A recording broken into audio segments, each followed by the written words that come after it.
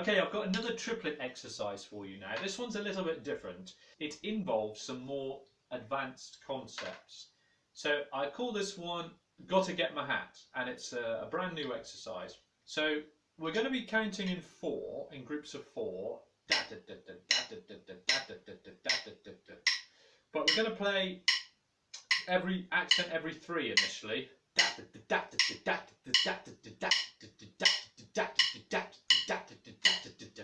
So it's got a kind of a cross rhythm going on there.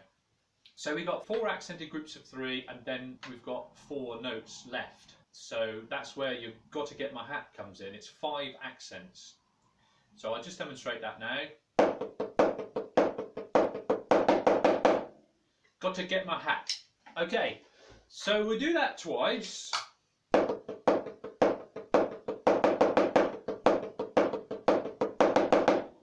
And then the next time we do it, we're going to just accent the beginning, the first of those 4 notes left over at the end.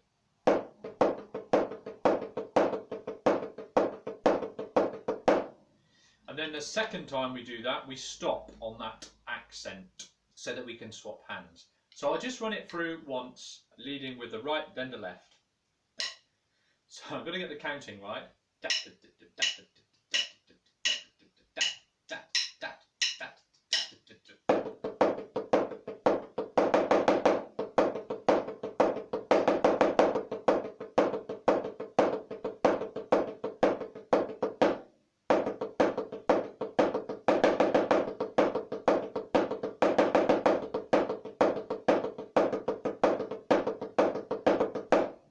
Okay, I'm going to run that through now for you.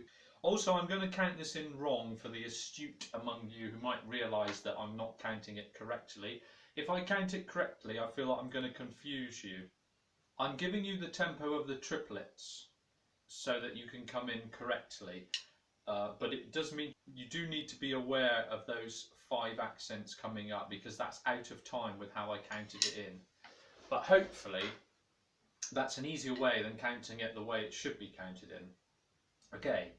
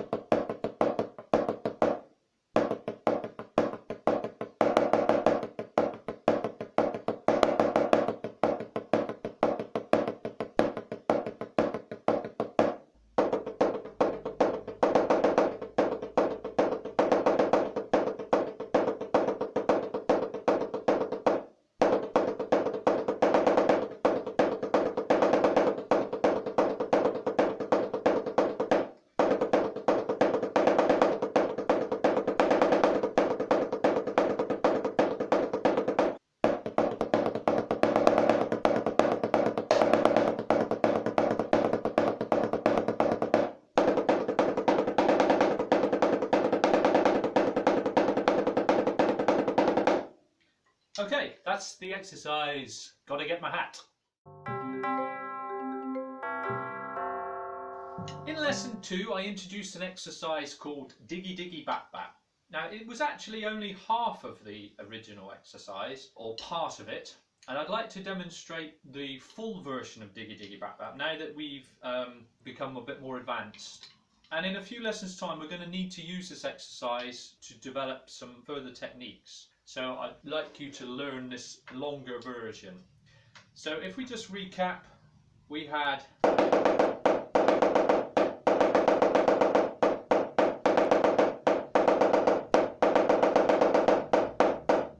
So that's what we've learnt so far. Now the next bit is a reversal of that. It's bap bap bap bap diggy diggy diggy diggy bap bap bap bap diggy diggy diggy diggy bap.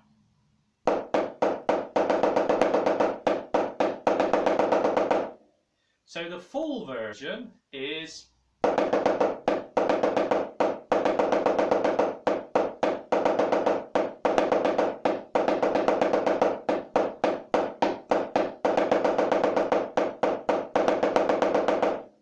okay, so that's the full version, and if you can learn that, it will be very useful for the future with some lessons that are coming up shortly.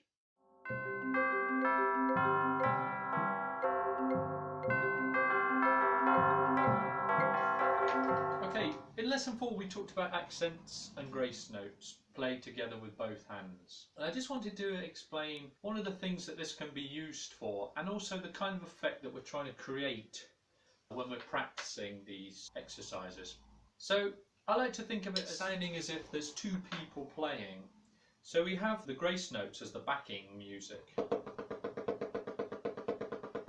if you like. It's filling out the space, and then we have the accents over the top. Now if we create a rhythm, I'll demonstrate an exercise to you. The rhythm that I want you to concentrate on is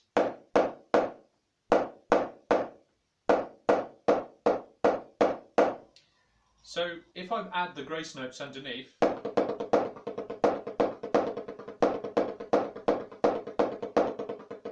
hopefully that kind of sounds like you've got that rhythm that I demonstrated, da da da da da da, and then you can hear the grace notes underneath which help to fill it out. And to take that a little bit further, we could take a little bit more complex rhythm, a well-known rhythm. If we was to put grace notes under that, it might sound a little bit better, a bit more interesting. And this is a technique that is often used in solo music, like in a cadenza, for example. Many soloists use it in a cadenza. Now what they're doing is they're providing a texture of fast notes that are very quiet, and then they're punching out a melody over the top. So this technique is something that we can do on the drums. It's not quite as impressive as on a musical a melodic instrument, I should say, but it is the same kind of principle, and it gives us more, it fills out our sound more, makes what could be a very simple and some people might feel cheesy rhythm. By adding those grace notes underneath, it gives it more weight, more interest, makes it more complex, and it can be more acceptable.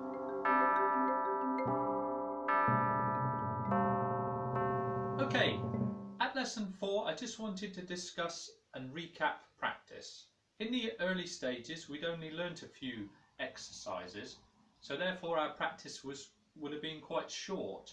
But now things are getting a bit more complicated and we've got more exercises to practice. I would recommend that you are doing at least 15 minutes a day by now. And during that time, trying to keep your mind clear and focused on exactly what it is you're trying to do and to achieve. We must stay relaxed at all times, slowly building the tempo, starting from a nice, slow, comfortable speed, and then gradually working up until that tension starts to build, and then we're backing off again. And we're doing this with all our exercises, and if we continue to do this, we will develop very quickly, and our practice time will extend and take us longer because we'll have more things to practice. Okay?